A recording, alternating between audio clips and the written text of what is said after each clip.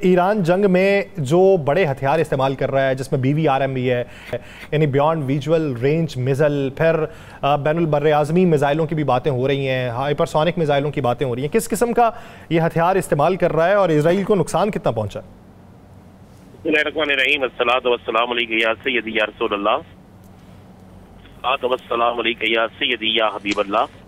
ताजदार खत्मे नबूवत जिंदाबाद जिंदाबाद। बात बड़ी सीधी सी है यासर साहब कि अभी तो टेलर चलाया है ईरान ने। मैं आपको ये बिल्कुल हकीकत कह रहा हूँ, अभी टेलर चला है, अभी पूरी फिल्म बाकी है। आप गौर करें कि ईरान जैसे मुल्क जिसके मतलब ये ख्याल किया जा रहा था और बड़े बड़े तजियाकार, बड़े बड़े जो है हमारे तजियाकार भी और सहाफी तजियाकार भी कह रहे थे ये 1-2 दिन में खत्म हो जाएगा काम, ईरान नहीं लड़ सकता।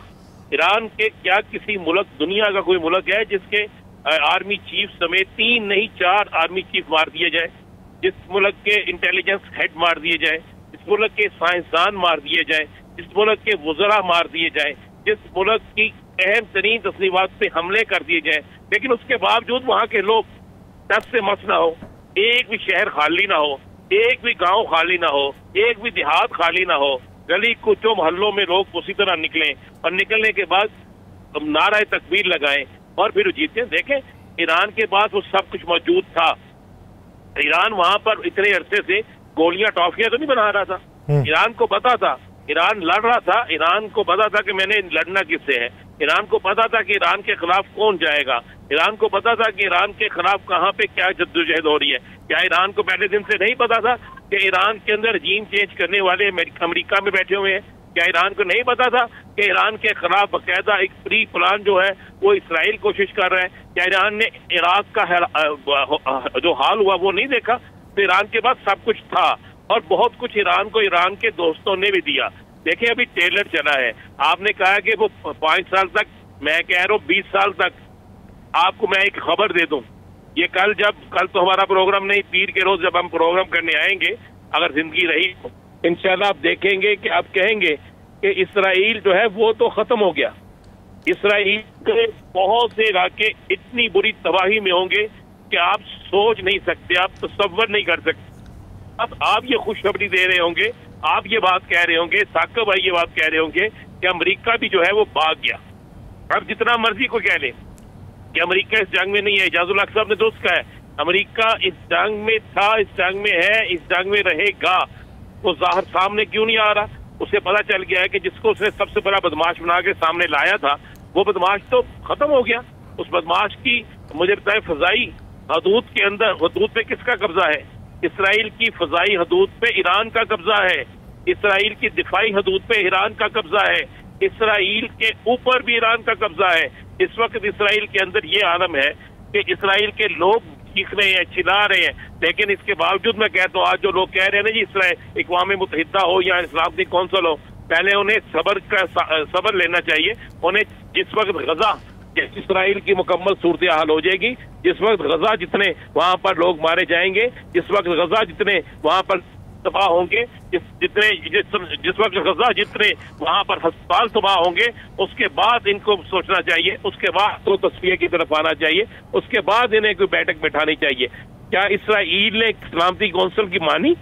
क्या इसराइल ने अक़वाम मुत्तहिदा की मानी? क्या इसराइल यूरोपीय यूनियन की मानी? क्या इसराइल ने गजा पे हमले के वक्त एक बात में मानी?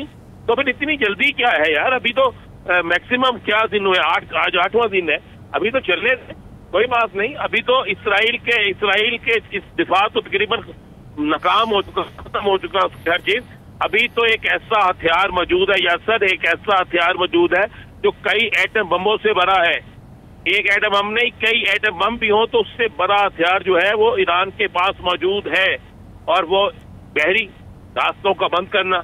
और अगर समुद्री रास्तों को ईरान ने बंद कर दिया तो आपका 25% जो हिस्सा है इस दुनिया का, उसके अंदर क्या सूरत हाल पैदा होगी आप समझते हैं ना? आपसे तो इस पे व्लॉग भी किया, आप जानते हैं ना उसकी क्या सूरत हाल होगी। और अभी तो ऑप्शन 1 इस्तेमाल हुआ है और फिल्म का ट्रेलर चला है, फिल्म अभी बाकी है। देखें आज उन्होंने बता दिया है कि हमारा वो एटमी साइंसदान जिसकी शहादत की खबर आप देते रहे वो अल्हम्दुलिल्लाह जिंदा है।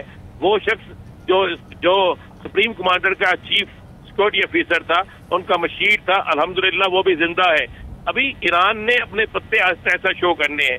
इसराइल बहुत जल्दी में बहुत कुछ खेल गया, उसने एकदम में ऐलान करना शुरू कर दिया। मीडिया भी उनके कंट्रोल में था, इंटरनेशनल मीडिया, और इंटरनेशनल मीडिया से बहुत सी खबरें उठाकर लोकल मीडिया भी देना शुरू हो गया। लेकिन सारे सिनेरियो में अगर आप देखें, आपको नजर आए, तो आपको एक बात ध्यान में रखना होगी कि आज की रात और अगले 48 घंटे इनमें बहुत कुछ फैसले होने हैं। सही। और अब अगर सुलह होगी तो टर्म एंड कंडीशन जो है वो और की नहीं होगी, ईरान की होगी। ये बात ध्यान में रखिए। ईरान तय करेगा टर्म्स एंड कंडीशन अगर अब सुलह की मेज़ के ऊपर बैठे। अगर इसी को मैं लेके आऊँ पाकिस्तान के सियासी मंजरनामे के ऊपर, आप ये देखिए कि ईरान में जब ये सब कुछ हुआ और बैनुल अक़वामी सतह पे रजीम चेंज की बातें होने लगी, तो उनके अपोजिशन लीडर ने उठ के मगरिब को जवाब दिया कि अगर तुम मुझसे ये एक्सपेक्ट करते हो कि इस हालात में मैं उठूँ और अपनी हुकूमत के खिलाफ बोलूँ, तो कतई तौर पर मुझसे ये उम्मीद न लगाना। पाकिस्तान की अपोजिशन को देखें, उसी जज्बा खैर सगाली के तहत पाकिस्तान तहरीक इंसाफ जो है वो ईरानी सिफारत खाने गई। क्या कहा गया कि जाओ, जेल से पैगाम आया, कहीं और से आया, या खुद ये डिसीजन लिया गया उनकी तरफ से कि जाके मुलाकात कर ली जाए? देखिए, मेरे पास इतना है वो ये है कि इन्हें पैगाम भी आए, और ये पैगाम 2 दिन पहले दिया गया था इन्हें, और किस जराये से ये पैगाम पहुंचा था ये आप भी बेहतर जानते हैं, मैं भी बेहतर जानता हूँ, साकिब भाई भी। और मेरी आज, चूंकि मैं इस्लामाबाद में हूँ, मेरी आज बड़े इनके जाने वालों जो सफारतखाने में गए उनमें से 3 अफराद से बात हुई। तो मैंने उनसे पूछा, उन्होंने कहा जी बिल्कुल हमें खान साहब ने ये हुक्म दिया था और हम उनके हुक्म पर गए हैं। हमें पहले भी जब हमने प्रेस रिलीज जारी की थी वो खान साहब के हुक्म से जारी की थी, और हम ये यकीन दहानी कराने गए थे कि पूरी पाकिस्तानी कौम जो है वो आपके साथ खड़ी है। हम एक सियासी इख्तलाफ अपनी जगह कर सकते हैं, हम सियासी इख्तलाफ रख सकते हैं, लेकिन जिस तरह भारत के मामले में पूरी कौम खड़ी थी, इसी तरह इसराइल के मामले में भी पूरी कौम आपके साथ खड़ी है। और उन्होंने यहाँ तक कहा कि हमने जो अपने एहतजाज जो मुलतवी किए हैं, हमने जो अपने प्रोटेस्ट मुलतवी किए हैं, वो इसलिए किए हैं कि हम चाहते हैं कि इस खित्ते के अंदर कोई और ऐसी बदनज़मी ना फैले ताकि आपको नुकसान ना पहुंच सके, और दुश्मन जो है वो जानबूझकर पाकिस्तान के अंदर कोई ऐसी फजा कायम करने की कोशिश ना करे।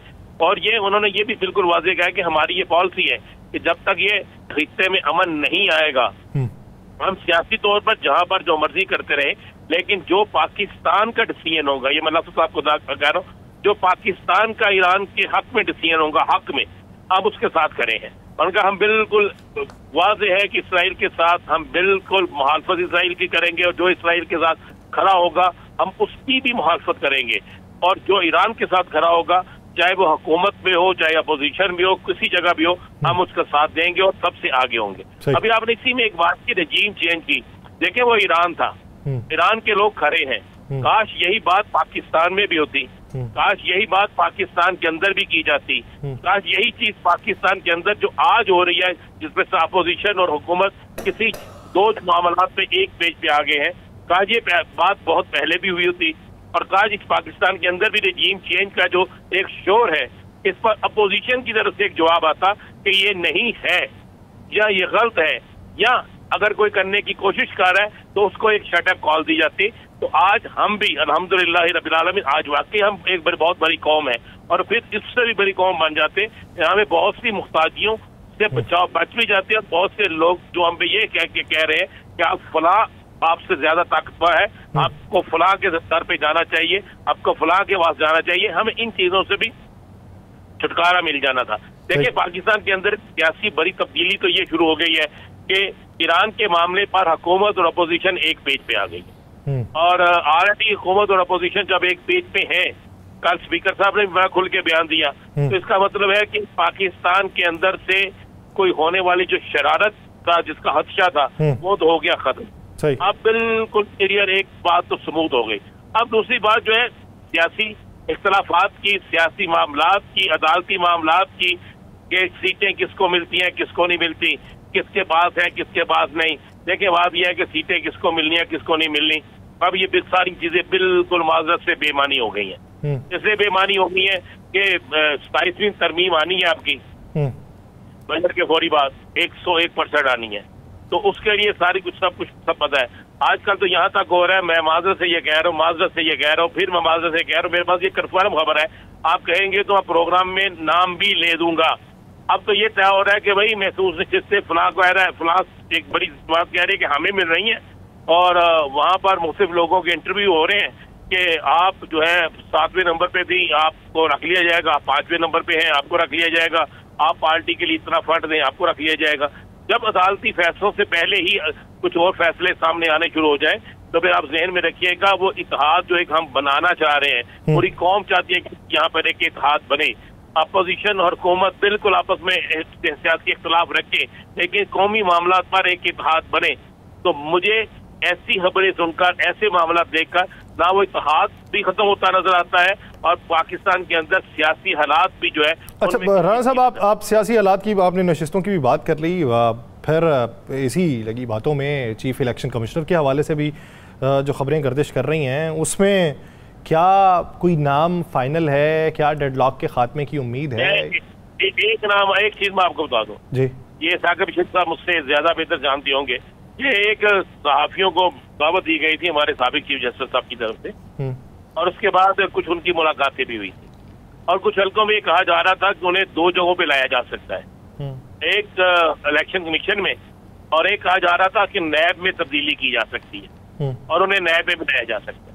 लेकिन मेरे पास आज की इत्तला ये है कि उनके लिए दोनों जगह के दरवाजे बंद हो गए, उनकी छुट्टी हो गई है, वो दोनों चीजों में से किसी एक चीज पे नहीं आ